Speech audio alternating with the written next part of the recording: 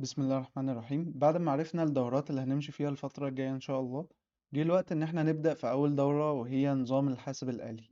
في الدورة دي هنعرف أكتر عن الكمبيوتر بيتكون من إيه وبيشتغل إزاي، لدرجة إن احنا هيبقى عندنا الأساس والفكرة الكاملة اللي احنا لو حبينا حتى نبني كمبيوتر جديد هنبقى عارفين كل التفاصيل اللي احنا محتاجين نحددها علشان نبدأ في الخطوات دي. فالنهاردة كده هنتكلم بشكل سطحي عن النظام بتاع الكمبيوتر بشكل عام. طبعا كلنا لما بنسمع عن الكمبيوتر زمان ان هو كان لما ظهر في بداية الاربعينات، كان الأجهزة الكمبيوتر بتاخد أوضة كاملة، وبنسمع كلام كبير وغريب عن حجم وإمكانيات الكمبيوترات وقتها.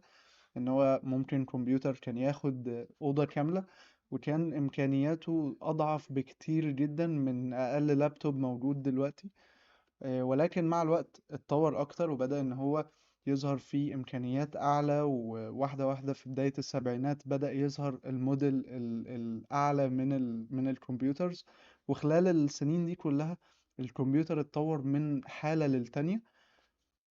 وبالرغم من التطورات دي هنلاحظ إن الكمبيوتر الأجزاء الأساسية بتاعته هيها في كل كمبيوتر أو كل نسخة من الأجهزة اللي ظهرت.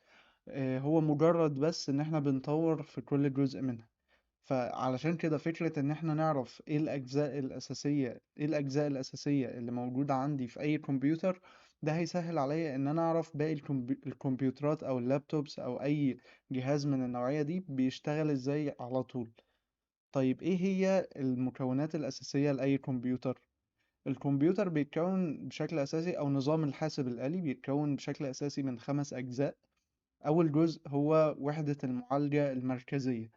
وحدة المعالجة المركزية هي اللي بتكون مسؤولة عن أي عمليات بتتم داخل الكمبيوتر، سواء عملية حسابية أو عملية منطقية أو عملية حتى معقدة، زي مثلا لما بفتح برنامج أو بشتغل على برنامج وهكذا.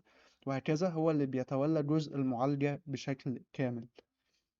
تاني عنصر هو الستورج ميديوم أو وسط التخزين، وهو اللي هو شائع دلوقتي زي الهارد أو الاس اس دي. دول بيكونوا عنصر كده عندي ببدأ إن أنا أخزن عليه البيانات اللي أنا هستخدمها، سواء في البرنامج أو البيانات اللي هي بتكون متعلقة بنظام التشغيل بس، اللي هو زي الويندوز وهكذا. تالت عنصر عندي وهو الميموري أو الذاكرة المؤقتة، وهو شبه وسط التخزين ولكنه مؤقت، بيستخدم لتخزين الداتا أو البيانات اللي أنا محتاجها أثناء معالجة حاجة معينة. وده بيشتغل مع ال Central Processing Unit، أو وحدة المعالجة المركزية أثناء العمليات الحسابية أو أي نوع من العمليات بشكل عام، لتخزين البيانات بشكل مؤقت. رابع عنصر عندي هو المدخلات، وهو بيمكنني إن أنا أدخل أي بيانات للكمبيوتر أو للنظام اللي عندي علشان أقدر إن أنا أتم عملية معينة، زي مثلا الكيبورد أو الماوس أو المايك أو أي حاجة بدخل بيها بيانات للكمبيوتر بشكل عام. خامس وآخر عنصر عندي هو المخرجات، وهو ده عكس المدخلات، وهو اللي أنا بقدر أخد منه بيانات من الكمبيوتر من خلال المخرجات دي، زي مثلا السبيكر أو السماعات اللي عندي، أو برضو لو عندي طابعة، والشاشة نفسها أصلا عنصر من عناصر المخرجات اللي باخد بيها معلومات عن العملية اللي شغالة دلوقتي على الكمبيوتر. دي كده الخمس عناصر الأساسية. دي كده مقدمة سريعة عن النظام بتاع أي كمبيوتر موجود عندنا. وبكده نكون خلصنا أول فيديو في أول دورة عندنا، وهي مقدمة لنظم الحاسب الآلي بشكل عام. الفيديو الجاي هنتكلم عن الإلكترونيات والدوائر المنطقية، وهنبدأ إن احنا ندخل بشكل مفصل أكتر عن إزاي كل عنصر من العناصر دي شغال. وهنكمل بقى في مجموعة من الفيديوهات إن شاء الله الفترة الجاية زي ما اتفقنا على ميعاد يوم الأحد والأربع بانتظام إن شاء الله.